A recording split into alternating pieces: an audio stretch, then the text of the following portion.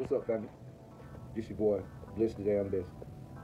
Coming to y'all once again with a very, very, very important message, right? This message is very important to understand some of the things that you see in America involving race relations between white people and black people, all right? A number of voices in the new black media, they use the term, I'm white and I say so, and the I'm white and I say so rule. You know what I mean? That basically means that white people control the levers of power all the way to the top. So they can impose their truth onto other people.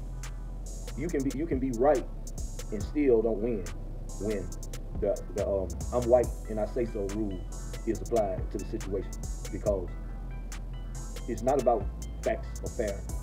It's about power, right?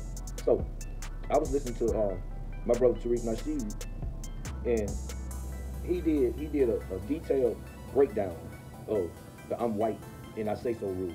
And I think this is something for the family to focus in on right quick and listen as Tariq breaks it down. So here we go. Especially black people, you get the right to kill with impunity. That's very important. And when a white supremacist suspect is punished for killing or harming a black person, that's a blow to white supremacy. So that's why they're so desperate to revise the history by using the I'm white and I say so rule. I want y'all to really, really understand how serious the I'm white and I say so rule is. The I'm white and I say so rule is the common law of the land. That trumps everything. And you'll hear me talk about the I'm white and I say so rule all the time. That goes back to the Dred Scott decision with Judge Taney, I forgot what his name is, but I think Judge Taney, that was his name, and the Dred Scott decision that happened. The Dred Scott decision, the famous court case that that deemed that a black person was 3/5 of a man. Early on, I'm white and I say so rule. In the 1860s, 1850s, there was a very famous passage in that Supreme Court ruling that a black man has no rights that a white man is bound to respect. Meaning a white man don't have to respect your rights as a black person. This was a Supreme Court ruling. And a lot of people try to bury what that means, and they say, oh. The babblers, the Moorish guys, they like to misinterpret that passage that says a black man has no rights that a white man has respect. So then they go into the Black's Law Dictionary, babble, black is a color, and as long as you call yourself, blah, blah, blah, blah, blah, blah, blah, blah, blah. Shut the fuck up, in my opinion. But let's get back into the real shit, the white and I say so rule. That was one of the worst decisions in Supreme Court history, but let's be real. That is the common law of the land. That mindset and that passage, a white man is not bound to respect, meaning you're not forced to respect, and it's not going to be enforced. You don't have to respect the rights of a black person. And that's been the common law. That trumps every other law. And we have to understand how common law works. Common law is a codified understanding between groups of people. So whatever's written down on paper, that means nothing. That's why the white supremacists always say, show me a law right now that's against black people. It's a common law, basically, because they're so on code. What's on paper don't mean anything. On paper, you're not supposed to choke somebody to death. You're not supposed to, if somebody's handcuffed, on paper, you're not supposed to choke them to death. But we saw that with Derek Chauvin kneeling on the neck of George Floyd, killing him. We all saw it with our own eyes, and they're still using the Dred Scott decision, I'm white and I say so rule. Well, no. I know what you guys saw with your own eyes, but we're telling you it was a fentanyl death.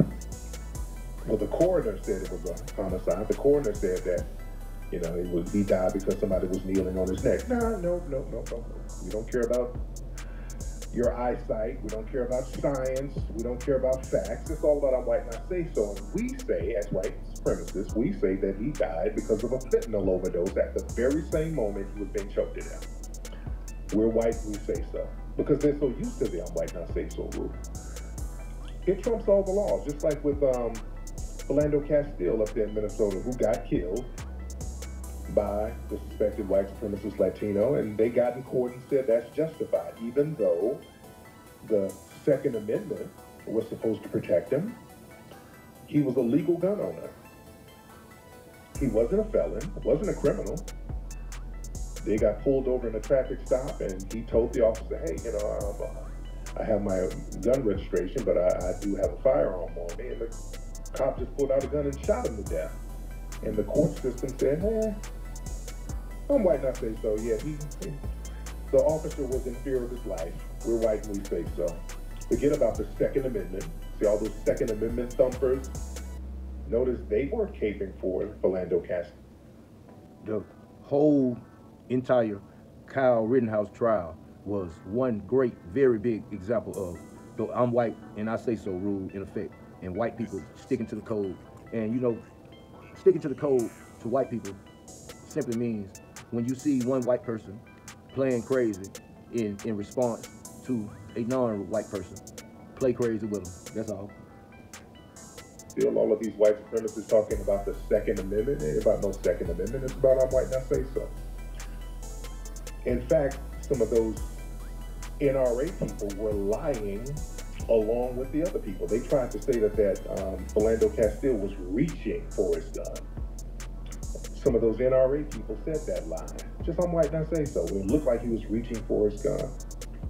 Same thing with Tamir Rice. Remember Tamir Rice got killed up there in Ohio, and they tried to lie and say he pulled a gun out, his toy gun out on the cop.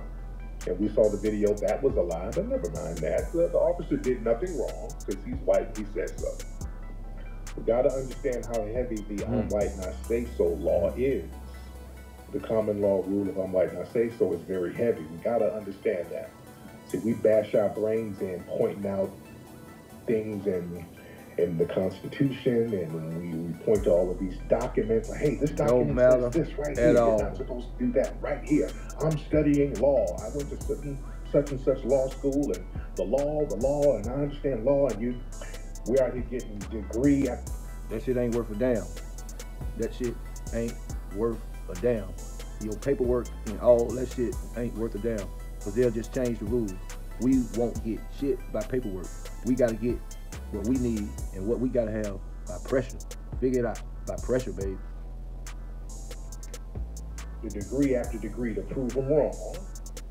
And they'll just turn around and be like, okay, great degree, but listen, I'm white and I say so.